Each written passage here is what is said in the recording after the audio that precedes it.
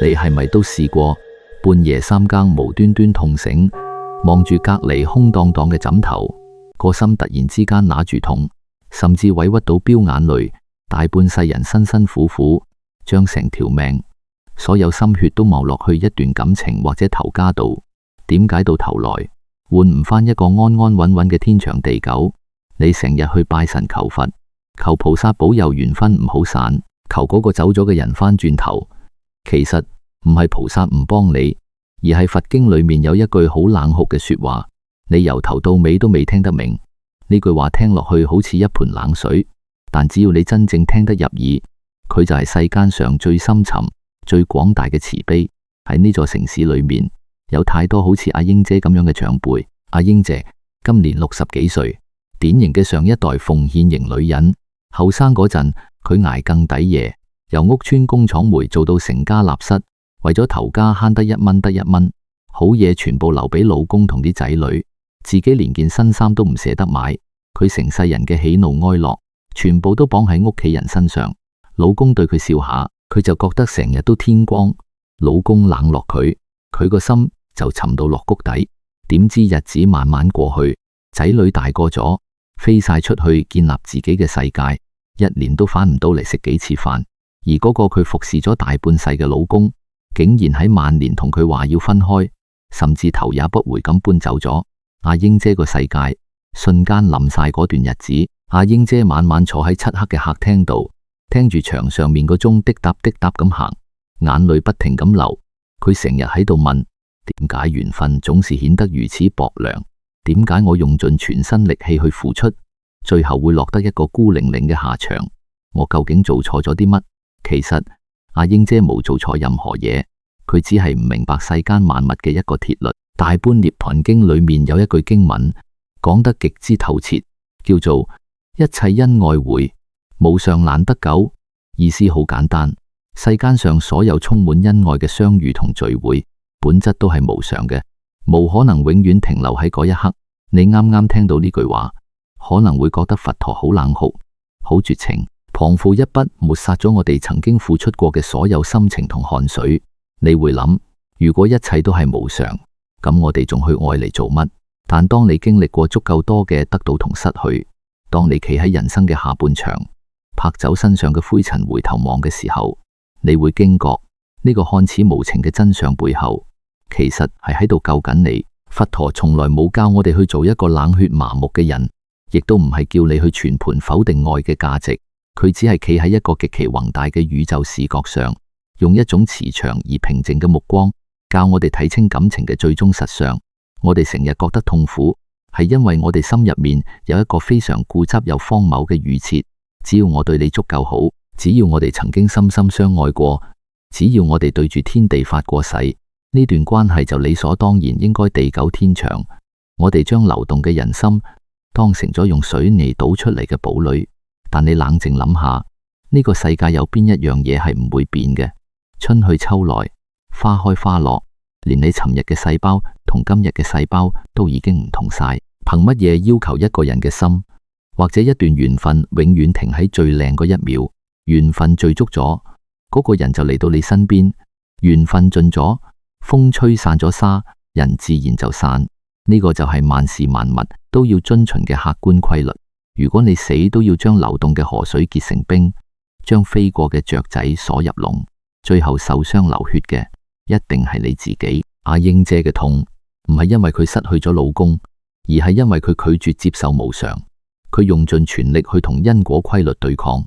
結果只會搞到自己遍體鱗傷。當一段緣分真係走到盡頭，當嗰個人決意要轉身離開，其實係老天爺喺度俾緊一個極大嘅考驗你，同時亦都係一個極大嘅契機。喺呢個十字路口，有啲人選擇死纏爛打，有啲人選擇歇斯底里，但真正有智慧嘅人會選擇用最高級嘅姿態去應對。呢種最高級嘅修行就係不糾纏、不質問，然後將注意力收返埋，去完成自度呢個人生大課題。只有當你明白所有嘅失去都係必然嘅經過，你先可以喺狂風暴雨之中擁有隨時抽身嘅底氣，擁有唔俾心弦吞噬嘅定力。講到呢度，你可能會問，既然道理咁顯淺，點解我哋遇到分離嗰陣，依然會痛到撕心裂肺，依然會死捉住唔放？你以為死都唔放手係因為情深，其實真相可能連你自己都唔敢信。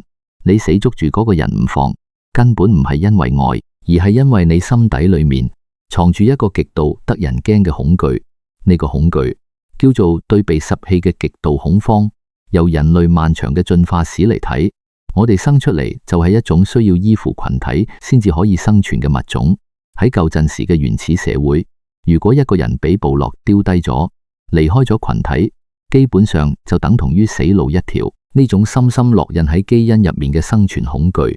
直到今日依然好似一個幽靈咁，悄悄地潛伏喺我哋嘅潛意識深處。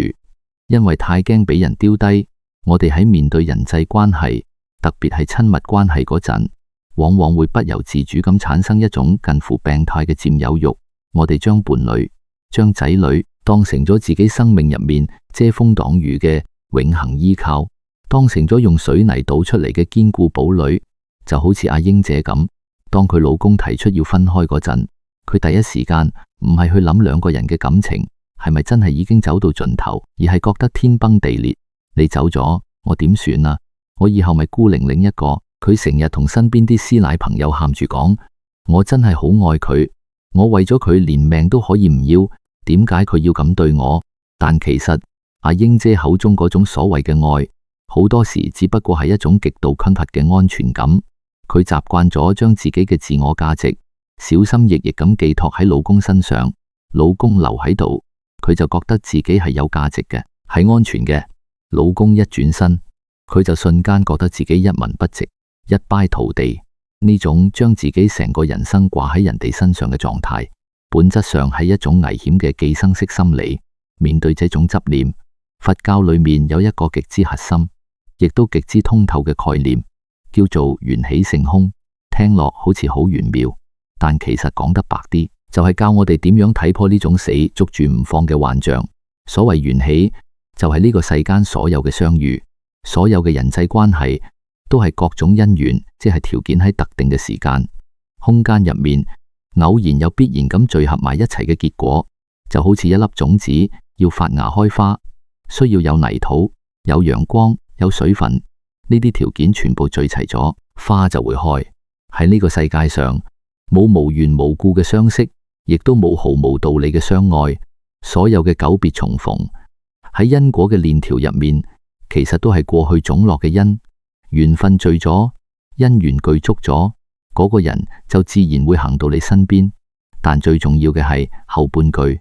性空。性空係指呢啲因為緣分而聚埋一齊嘅人同事，本質上都冇一個永恆不變，可以俾我哋牢牢掌控嘅實體。泥土會乾，太陽會落山，水分會蒸發。當其中一個條件改變咗，或者消失咗，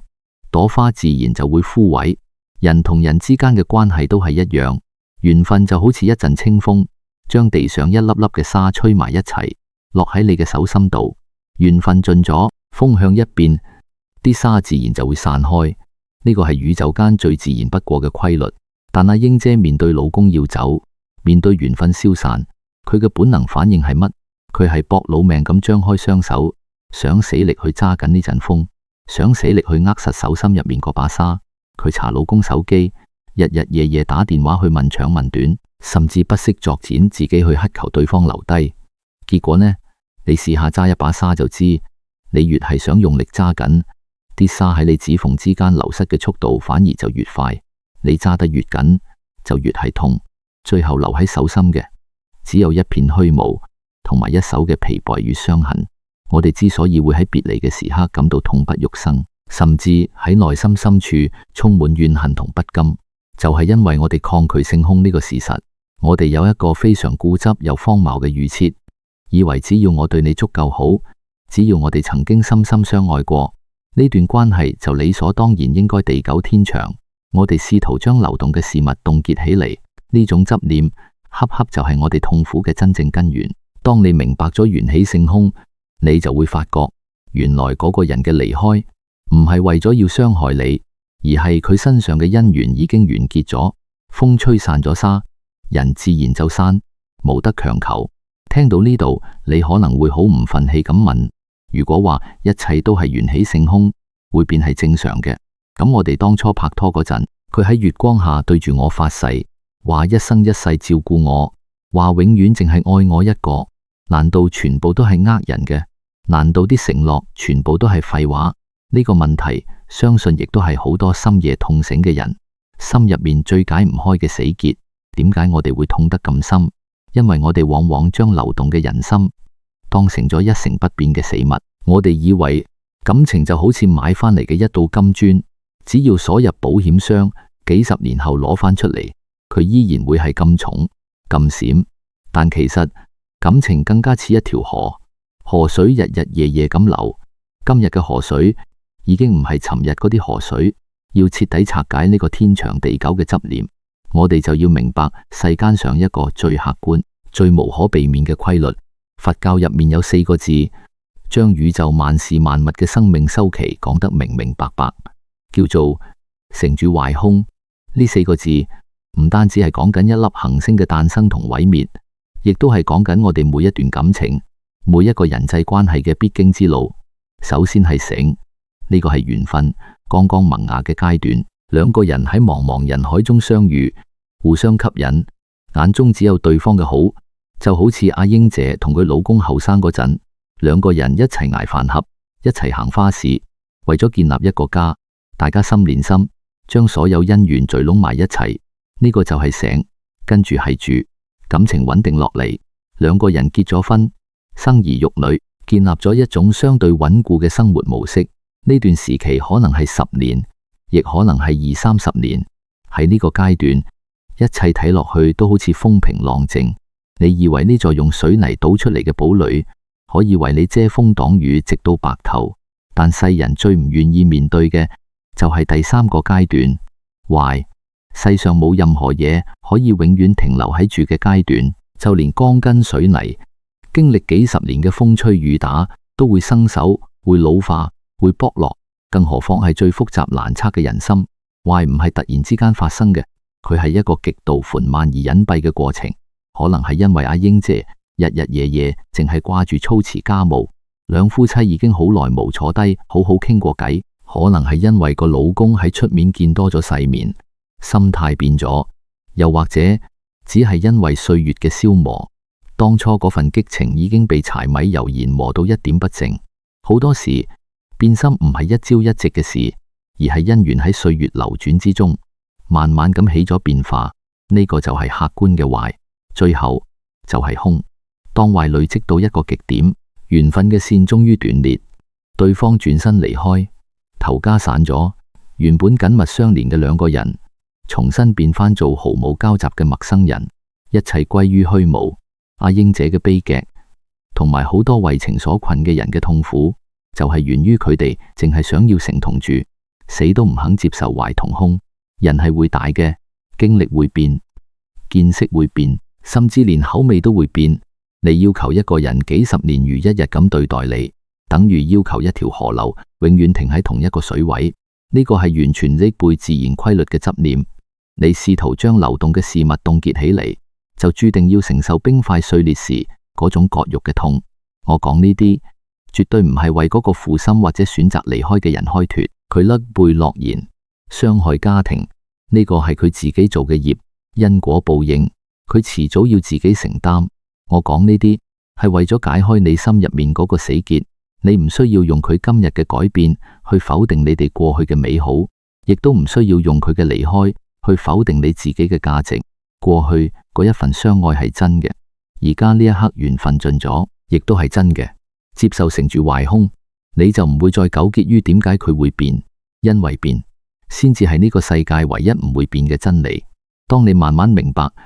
呢個人嘅離開只不過係宇宙規律喺你生命中嘅一次顯現，你就可以慢慢將視線由佢嘅身上收翻落自己嘅身上。但係明白道理是一回事，真係遇到嗰個人執包袱走出門口嗰一刻，我哋嘅本能反應往往依然係崩塌、拉扯、大喊大叫。當你睇透咗成住壞空，你就會面對一個極其現實而殘酷嘅問題。當一段關係真係走到盡頭，當嗰件曾經美好嘅事物已經徹底變壞咗，甚至開始發出一陣陣腐爛嘅臭味，你仲歇斯底里咁去問一句點解唔愛我，死死捉住呢件變質嘅事物唔放，你究竟係愛緊佢，定係喺度懲罰緊你自己？好多人以為我鬧佢，我喊住求佢，我半夜三更發幾千字嘅長文去質問佢，係因為我情深義重，係因為我放唔低呢段感情。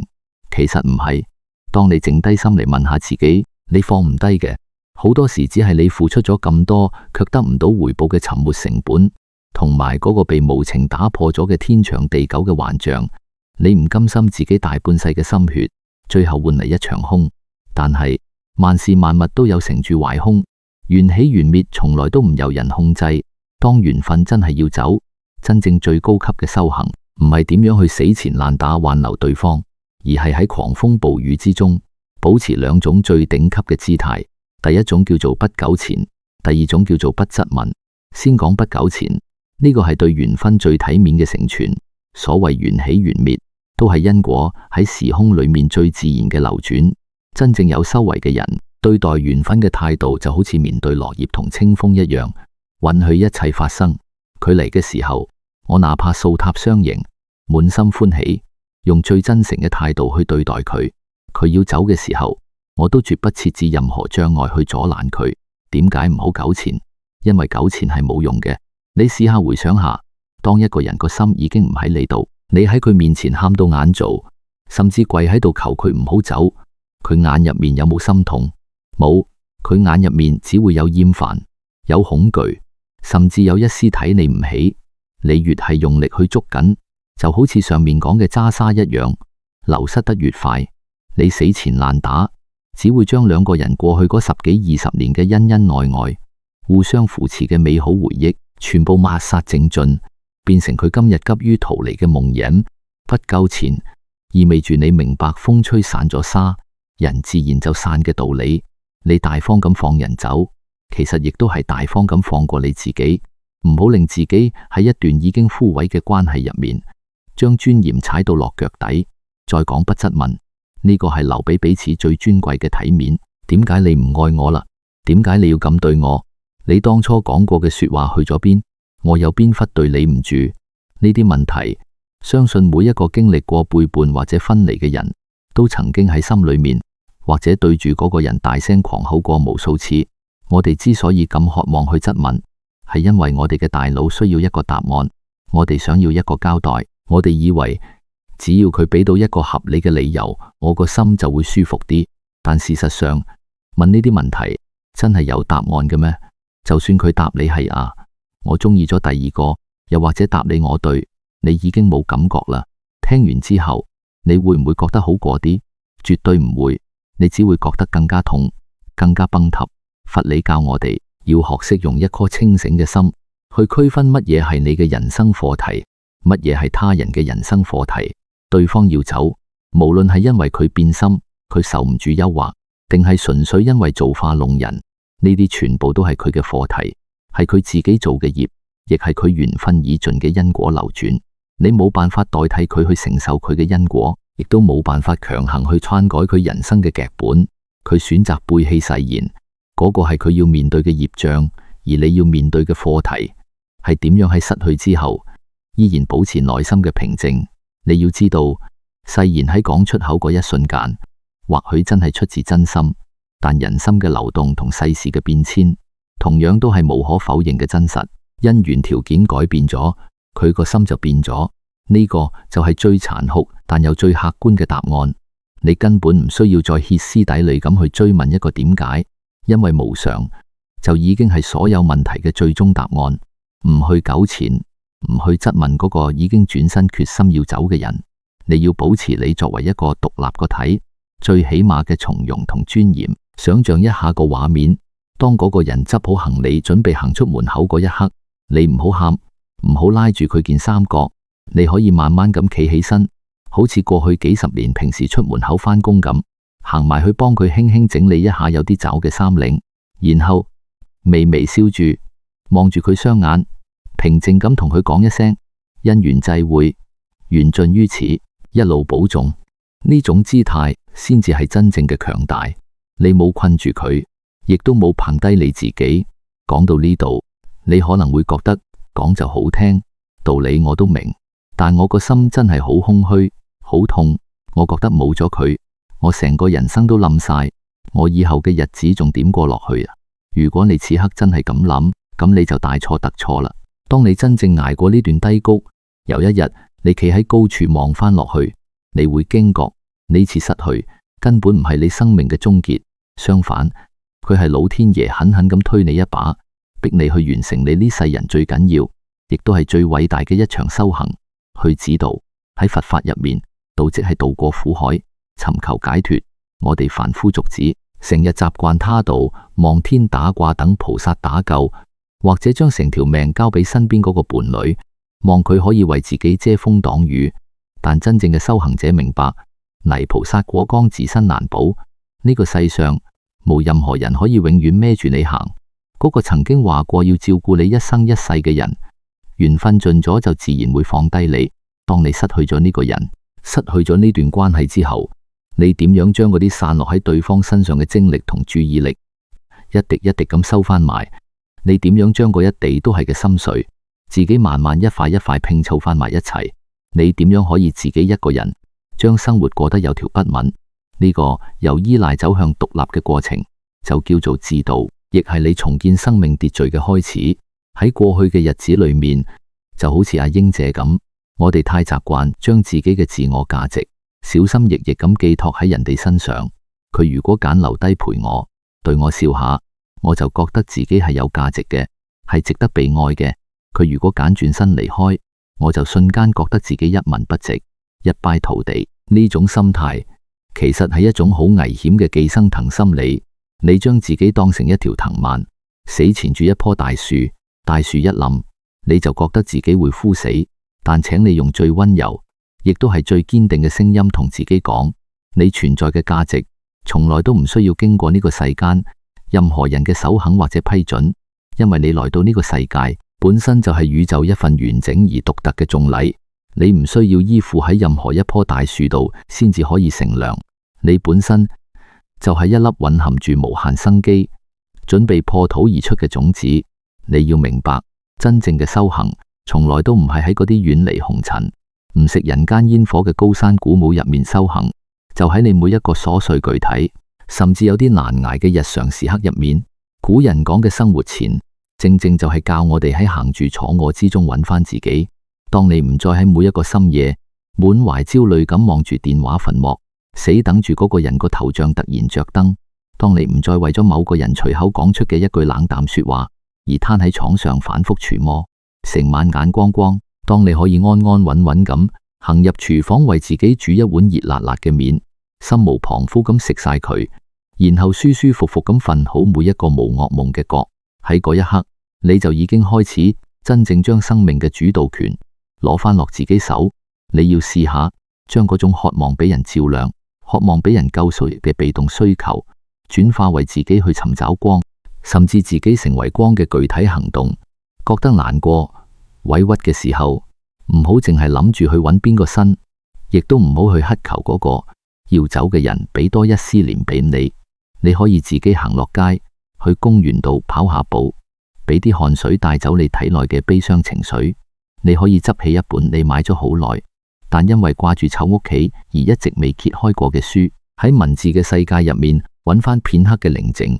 你可以去報個興趣班，去動手做一件你渴望咗好耐，哪怕極之微小嘅事情。呢啲看似唔起眼嘅日常點滴，先至係你重建自我王國嘅一磚一瓦。你要慢慢將自己嘅內心由一間四處漏風、搖搖欲墜，要不停拉人哋入嚟幫手修補嘅爛屋，變成一個擁有廣闊天空、開滿爛漫鮮花、有住潺潺流水嘅大園林。當你個心變成咗一個豐盛嘅園林，嗰啲喺你生命中來來往往嘅過客，對你嚟講不過係路過你花叢嘅一陣清風。如果你用盡手段，甚至唔識作將自己去死留住呢陣風，佢唔單止留唔住，反而會變成一片死氣沉沉嘅枯葉，重重咁壓喺你嘅泥土上，搞到你啲花草都唞唔到氣。但如果你大方咁放佢走，微微笑住目送佢離開，你自己喺原地靜靜咁守護住呢一份繁盛同美麗，清風自然會將你嘅芬芳帶去更遠嘅地方，到時候自然會有新嘅風景，新嘅蝴蝶踩住輕盈嘅步伐為你編纂而來。去自度就係將你嘅心由一個乞丐變成一個國王。講到呢度，可能你心入面仲有一絲意難平，你可能會問：咁我之前付出咗咁多愛，咁多青春，咁多陪伴，難道就咁樣煙消雲散？如果一切終將歸於虛無，我嘅付出係咪真係全部白費晒？如果你真係咁諗，咁你就太少睇宇宙嘅法則啦。喺呢個宇宙入面，有一樣好奇妙嘅規律，叫做能量守恆。你付出過嘅愛，你俾過嘅溫暖，你熬過嘅無數個苦寒長夜，絕對唔會憑空消失。佢哋只不過係換咗另一種形式，繼續留喺你嘅生命裏面。點樣守恆法？你以為你將愛俾咗對方，對方帶走咗，你就少咗。但事實上，愛從來都唔係一件死物，而係一種越俾越多嘅能量。你喺照顧人哋、包容人哋嘅過程入面，你嘅心胸被撐大咗，你處理危機嘅能力變強咗，你對人性同無常嘅理解更加深刻咗。呢啲被歲月打磨出嚟嘅智慧同人性，全部都係你靈魂最寶貴嘅養分。嗰個人走咗，緣分盡咗，但佢幫你修煉出嚟嗰一個強大嘅內心，永遠都係屬於你嘅，無人可以搶得走。人生就好似一列古老嘅火車，風隆隆咁，不知疲倦地向住前方開去。車窗外面嘅風景喺度不斷變換色彩，春夏秋冬喺度輪轉，車廂裏面嘅乘客亦都喺度不斷咁起立、坐低、告別。有啲人喺上一站紅住眼眶，依依不捨咁提住行李落咗車，消失喺茫茫人海之中。亦有啲人會喺下一站帶住新鮮嘅笑容同滿懷嘅期待，輕輕咁行上嚟，坐喺你嘅對面。請你唔好驚身邊熟悉嘅人一個個離去之後，原本熱鬧嘅車廂會突然變得有啲冷清同空蕩。亦都唔好驚嗰種喺深夜裏面突然周來，好似潮水一樣嘅寂寥。因為你嗰一粒經歷過生活磨難、經歷過佛理洗禮嘅心，早就已經唔係一間啲宅擁擠，只係容納得落幾個特定人嘅細房啦。你嘅心應該係浩瀚無垠嘅宇宙，佢寬廣到可以輕鬆咁裝得落漫天嘅星辰大海，可以容納得下連綿嘅日月山川。既然連天地萬物都可以包容，咁佢自然亦都完全可以從容咁裝得落呢個人世間所有嘅聚散離合、悲歡喜怒。真正嘅強大，從來都唔係透過緊緊咁捉住別人、控制別人嚟證明嘅。喺呢個世界上，真正嘅強大，唔係無論何時何地都有一個人雷打不動咁陪喺你身邊，為你遮風擋雨，做你嘅避風港，而係無論邊個喺咩時候選擇離開，不管嗰個人曾經對你嚟講有幾重要、幾不可替代，你都有足夠嘅底氣同自信，喺心裏面對自己輕輕咁講一句：冇關係。哪怕未來嘅路只剩低我一個人，我都一樣有能力將呢漫長嘅一生過得風生水起，活得光芒萬丈。請你無比堅定咁去相信一點，呢個世間所有嘅失去，喺宇宙嘅法則裏面，只不過係能量嘅另一種守恆同轉化。嗰啲你曾經以為徹底失去嘅愛、溫暖同陪伴，古人嘅智慧話俾我哋知，佢哋最終好大機會會以另一種更加成熟、更加豐盈、更加深刻嘅方式，重新回到你嘅生命歷程裏面。嗰啲你曾以為嘅失去，其實只係喺更遠嘅前方，有一個更適合你嘅站台，正靜靜咁坐立喺陽光之下，等待住你嘅到來。你而家唯一需要去做嘅，唔係頻頻回頭，紅住眼眶去張望嗰個已經行遠，甚至已經融入咗他人風景嘅背影，而係轉過身嚟，拍拍身上嘅灰塵，好好地加倍地照顧好當下嘅自己，去保持你內心深處最本真嘅善良。哪怕見識過黑暗，都唔好對光明失去信心，去保持你靈魂深處嗰份溫熱。唔好俾冷酷嘅現實將你個心徹底凍結。放低嗰啲唔切實際嘅執念，睇透無常，唔係為咗令你從此心灰意冷，變成一個冷漠無情嘅人。相反，佢係為咗令你喺面對命運嘅狂風暴雨時，變得更加從容、更加優雅、你要做嘅就係將自己嘅身體同精神狀態調整到最好，然後喺呢個不斷前行嘅旅途之中，帶住一抹從容嘅微笑，靜靜地，充滿希望咁等待住屬於你嘅下一場春暖花開。今日嘅分享嚟到呢度，喺你嘅生命之中，係咪都曾經有過咁樣一個人？佢嘅出現同離去，令你體驗過撕心裂肺嘅痛，但亦都喺後來嘅歲月裏面，逼住你學識咗點樣去好好愛自己。又或者，你此刻係咪正處於某段關係嘅十字路口，望住紅綠燈不停閃爍，感到無比嘅迷茫、糾結同困惑？我好想聽下你哋嘅故事，喺評論區寫低你而家最放唔低嘅一件事，寫出嚟個心會鬆啲。呢個過程本身就已經係一次非常之好嘅自我療癒同和解。等我哋喺呢個溫暖嘅角落裏面，一齊去探討、去摸索，點樣將嗰啲喺風中散落嘅恩怨，化作我哋未來前行時最堅實嘅力量。如果你覺得今日聽到嘅呢段說話，喺某個瞬間觸動咗你疲憊嘅心靈，或者令處於紛擾生活之中嘅你揾到一絲久失嘅安寧同平靜，咁請你試下將佢分享俾身邊嗰個同樣經歷緊離別痛苦，或者喺孤獨之中苦苦掙扎嘅朋友。可能正正係因為你嘅呢一次順手分享，就可以好似一盞微弱但溫暖嘅燭火一樣，照亮佢眼前嗰片暫時嘅黑暗。記得點讚同埋訂閱呢個頻道。好期待可以喺下方嘅評論區見到你哋最真實、最動人嘅分享同感悟。就等我哋一齊喺呢場名為人生嘅漫長旅途之中，互相扶持、互相溫暖，共同修得一顆通透豁達、唔怕無常嘅自在心。